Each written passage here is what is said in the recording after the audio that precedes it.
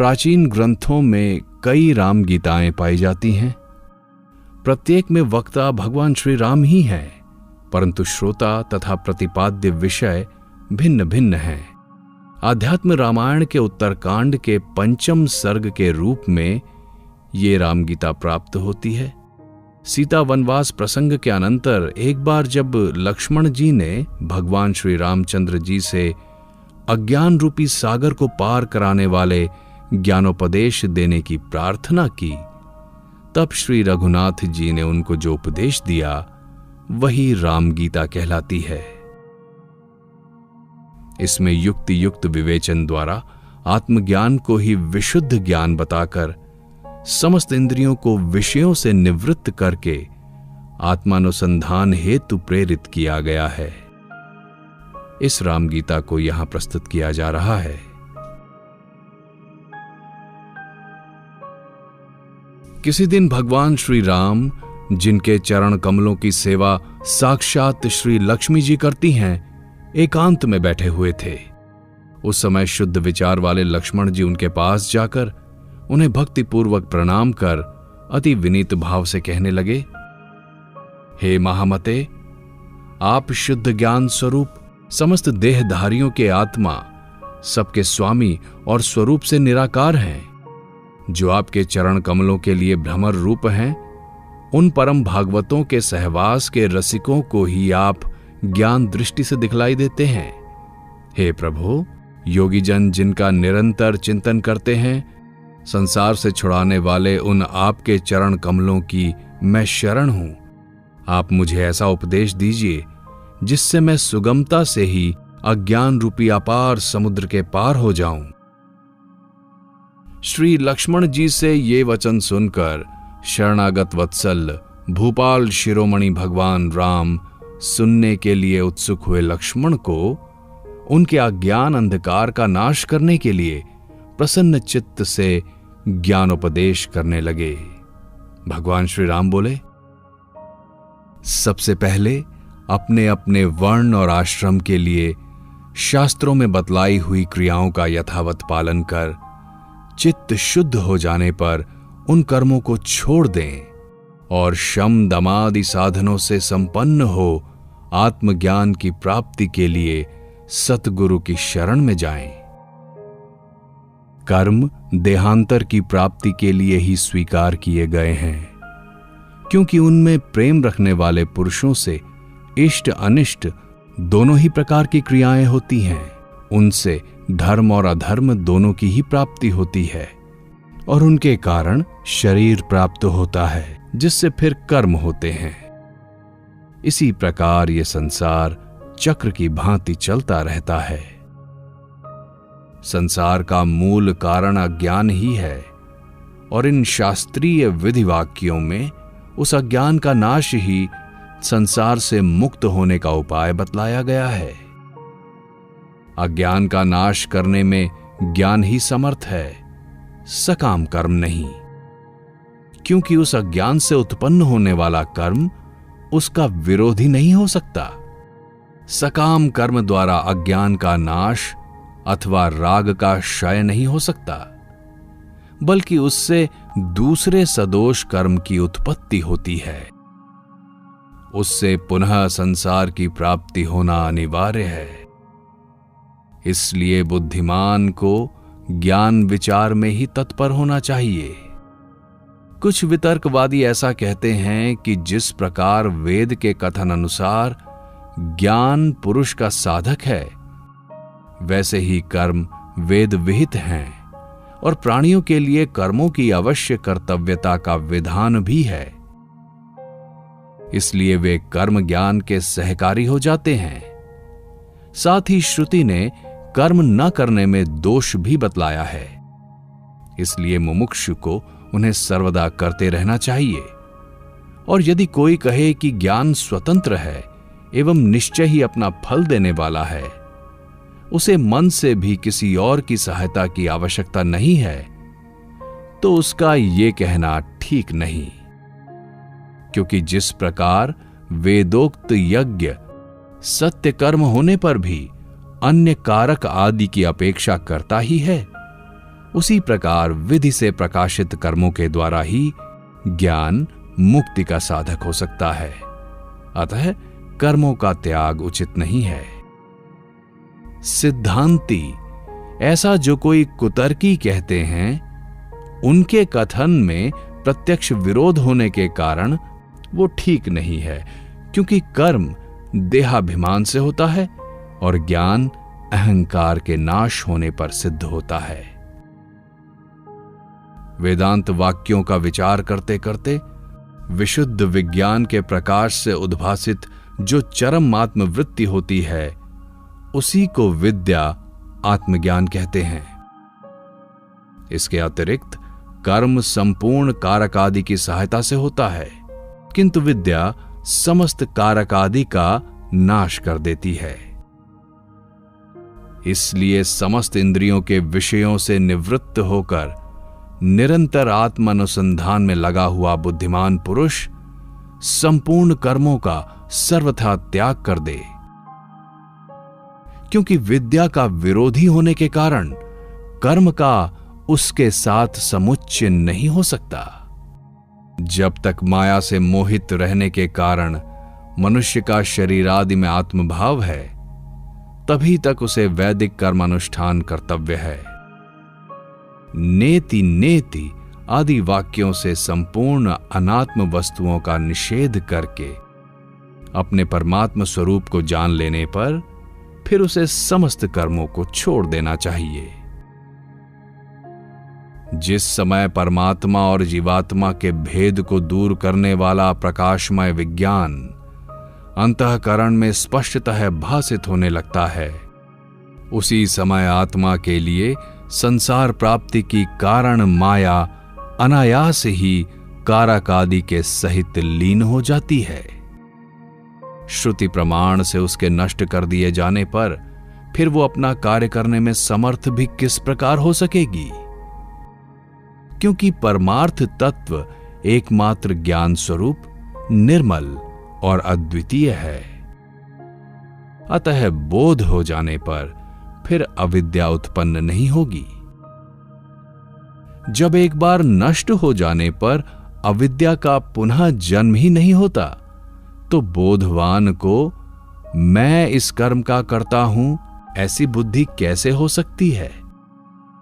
इसलिए ज्ञान स्वतंत्र है, उसे जीव के मोक्ष के लिए किसी और कर्मादि की अपेक्षा नहीं है। वो स्वयं अकेला ही उसके लिए समर्थ है।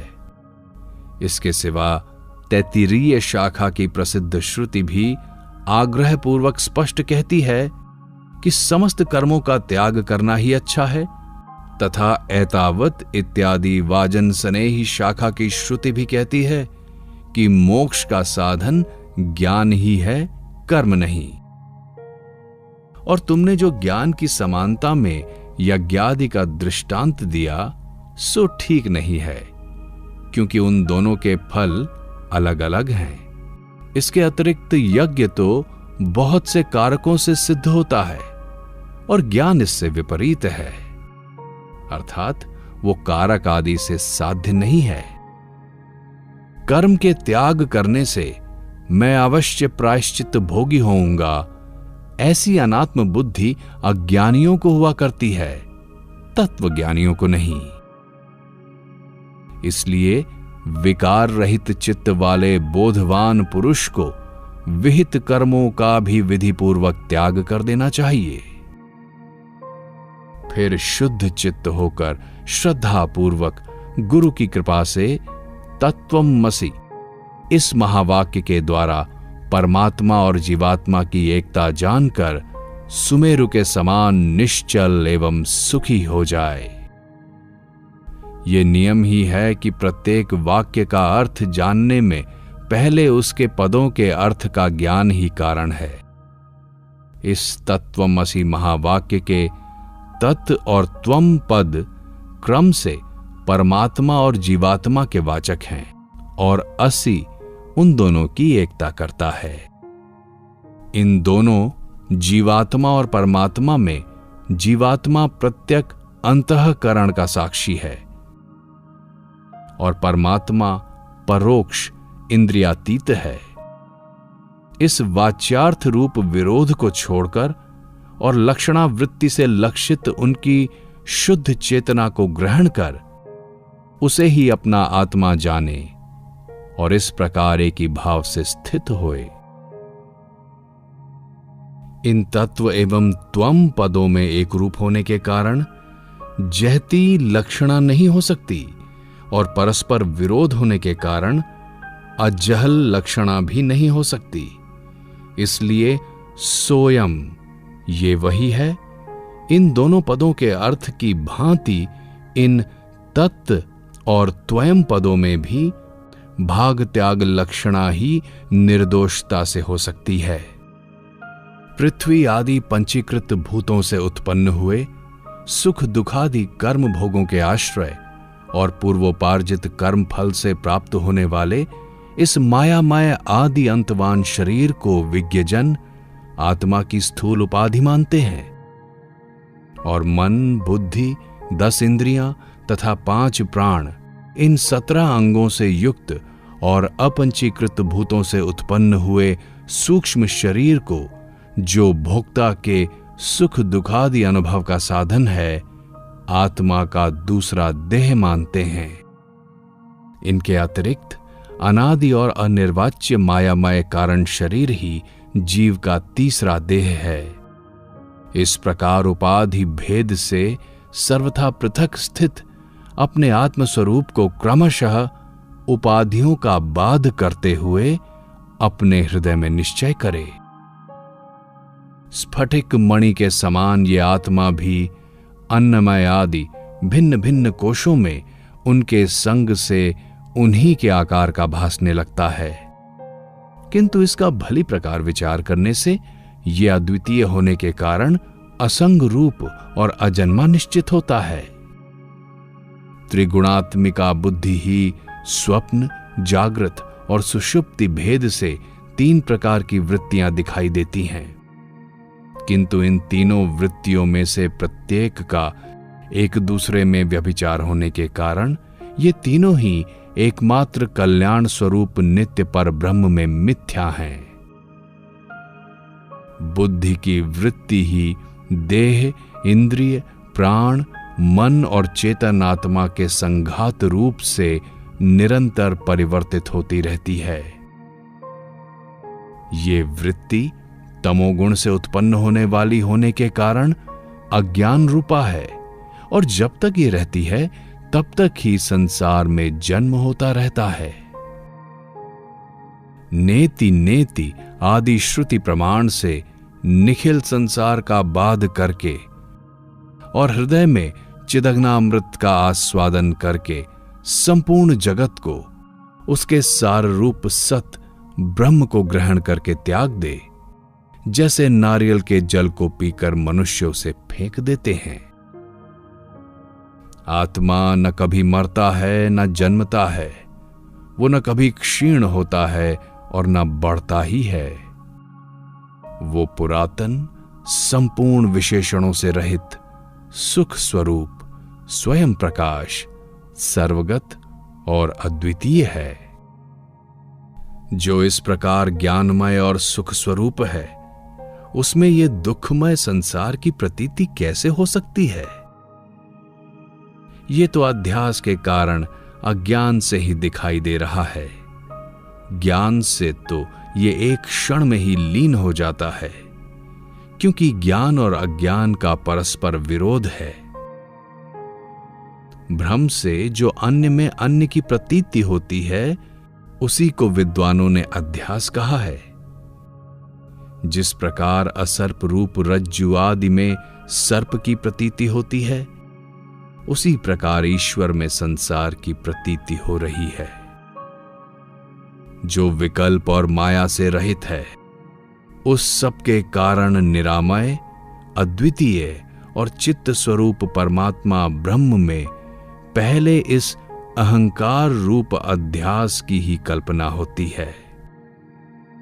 सबके साक्षी आत्मा में इच्छा, अनिच्छा, राग द्वेष और सुख दुखादि रूप बुद्धि की वृत्तियां ही जन्म मरण रूपी संसार की कारण हैं, क्योंकि सुषुप्ति में इनका अभाव हो जाने पर हमें आत्मा का सुख रूप से भान होता है।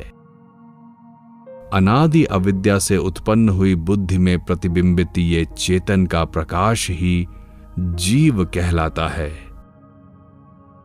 बुद्धि के साक्षी रूप से आत्मा उससे पृथक है। वो परमात्मा तो बुद्धि से अपरिच्छिन्न है। अग्नि से तपे हुए लोहे के समान चिदाभास साक्षी आत्मा तथा बुद्धि के एकत्र रहने से परस्पर अन्योन्य अध्यास होने के कारण क्रमशः उनकी चेतनता और जड़ता प्रतीत होती है। अर्थात जिस प्रकार अग्नि से तपे हुए लोह पिंड में अग्नि और लोहे का तादात्म्य हो जाने से लोहे का आकार अग्नि में और अग्नि की उष्णता लोहे में दिखाई देने लगती है, उसी प्रकार बुद्धि और आत्मा का तादात्म्य हो जाने से आत्मा की चेतनता बुद्धि आदि में और बुद्धि आदि की जड़ता आत्मा में प्रतीत होने लगती है। इसलिए अध्यासवश बुद्धि से लेकर शरीर पर्यंत अनात्म वस्तुओं को ही आत्मा मानने लगते हैं। गुरु के समीप रहने से और वेद वाक्यों से आत्मज्ञान का अनुभव होने पर अपने हृदयस्थ उपाधि रहित आत्मा का साक्षात्कार करके आत्मा रूप से प्रतीत होने वाले देहादि संपूर्ण जड़ पदार्थों का त्याग कर देना चाहिए। मैं प्रकाश स्वरूप, अजन्मा, अद्वितीय, निरंतर, भासमान, अत्यंत निर्मल, विशुद्ध विज्ञान धन, निरामय, क्रिया रहित और एकमात्र आनंद स्वरूप हूं। मैं सदा ही मुक्त, अचिंत्य शक्ति, अतीन्द्रिय, ज्ञान स्वरूप, अविकृत रूप और अनंत पार हूं। वेदवादी पंडित जन अहर्निश मेरा हृदय में चिंतन करते हैं। इस प्रकार सदा आत्मा का अखंड वृत्ति से चिंतन करने वाले पुरुष के अंतःकरण में उत्पन्न हुई विशुद्ध भावना तुरंत ही कारक आदि के सहित अविद्या का नाश कर देती है। ठीक उसी प्रकार जिस प्रकार नियमानुसार सेवन की हुई औषधि रोग को नष्ट कर डालती है। आत्मचिंतन करने वाले पुरुष को चाहिए कि एकांत देश में इंद्रियों को उनके विषयों से हटाकर और अंतःकरण को अपने अधीन करके बैठे तथा आत्मा में स्थित होकर और किसी साधन का आश्रय न लेकर शुद्ध चित्त हुआ ज्ञान दृष्टि द्वारा एक आत्मा की ही भावना करे। ये विश्व परमात्मा स्वरूप है ऐसा समझकर इसे सबके कारण रूप आत्मा में लीन करे।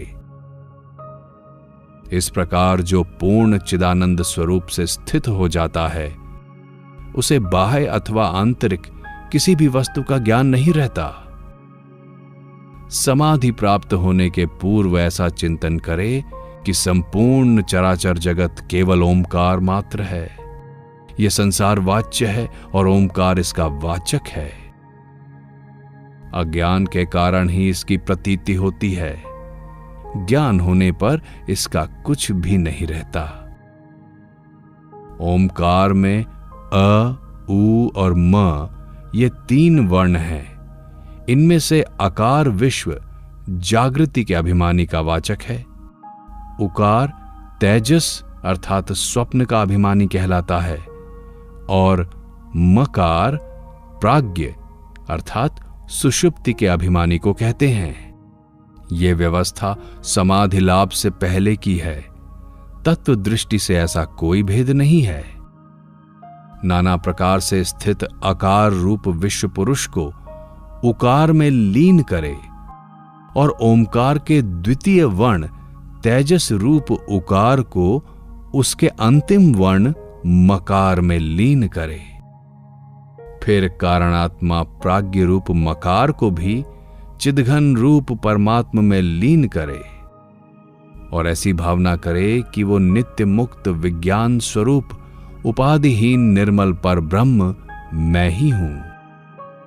इस प्रकार निरंतर परमात्म भावना करते करते जो आत्मानंद में मग्न हो गया है तथा जिसे संपूर्ण दृश्य प्रपंच विस्मृत हो गया है, वो नित्य आत्मानंद का अनुभव करने वाला जीवन मुक्त योगी निस्तरंग समुद्र के समान साक्षात मुक्त स्वरूप हो जाता है।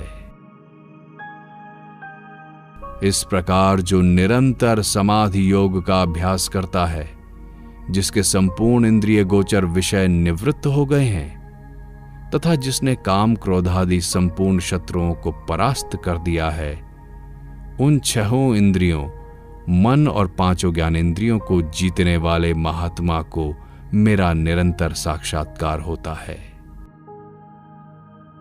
इस प्रकार अहिर्निश आत्मा ही चिंतन करता हुआ मुनि सर्वदा समस्त बंधनों से मुक्त होकर रहे तथा कर्ता भोक्तापन के अभिमान को छोड़कर प्रारब्ध फल भोगता रहे। इससे वो अंत में साक्षात मुझ में ही लीन हो जाता है। संसार को आदि, अंत और मध्य में सब प्रकार भय और शोक का ही कारण जानकर समस्त वेद विहित कर्मों को त्याग दे तथा संपूर्ण प्राणियों के अंतरात्मा रूप अपने आत्मा का भजन करे। जिस प्रकार समुद्र में जल, दूध में दूध, महाकाश में घटाकाश आदि और वायु में वायु मिलकर एक हो जाते हैं, उसी प्रकार इस संपूर्ण प्रपंच को अपने आत्मा के साथ अभिन्न रूप से चिंतन करने से जीव मुझ परमात्मा के साथ अभिन्न भाव से स्थित हो जाता है। ये जो जगत है वो श्रुति, युक्ति और प्रमाण से बाधित होने के कारण चंद्र भेद और दिशाओं में होने वाले दिग्भ्रम के समान मिथ्या ही है। ऐसी भावना करता हुआ लोक व्यवहार में स्थित मुनि इसे देखे। जब तक सारा संसार मेरा ही रूप दिखलाई न दे, तब तक निरंतर मेरी आराधना करता रहे। जो श्रद्धालु और उत्कट भक्त होता है, उसे अपने हृदय में सर्वदा मेरा ही साक्षात्कार होता है। हे प्रिय, संपूर्ण श्रुतियों के सार रूप इस गुप्त रहस्य को मैंने निश्चय करके तुमसे कहा है। जो बुद्धिमान इसका मनन करेगा, वो तत्काल समस्त पापों से मुक्त हो जाएगा। भ्राता, ये जो कुछ जगत दिखाई देता है वो सब माया है। इसे अपने चित्त से निकालकर मेरी भावना से शुद्ध चित्त और सुखी होकर आनंदपूर्ण और क्लेश शून्य हो जाओ। जो पुरुष अपने चित्त से मुझ गुणातीत निर्गुण का अथवा कभी कभी मेरे सगुण स्वरूप का भी सेवन करता है, वो मेरा ही रूप है। वो अपनी चरण रज के स्पर्श से सूर्य के समान संपूर्ण त्रिलोकी को पवित्र कर देता है। ये अद्वितीय ज्ञान समस्त श्रुतियों का एकमात्र सार है। इसे वेदांत वेद्य भगवत्पाद मैंने ही कहा है। जो गुरु भक्ति संपन्न पुरुष इसका श्रद्धापूर्वक पाठ करेगा, उसकी यदि मेरे वचनों में प्रीति होगी तो वो मेरा ही रूप हो जाएगा।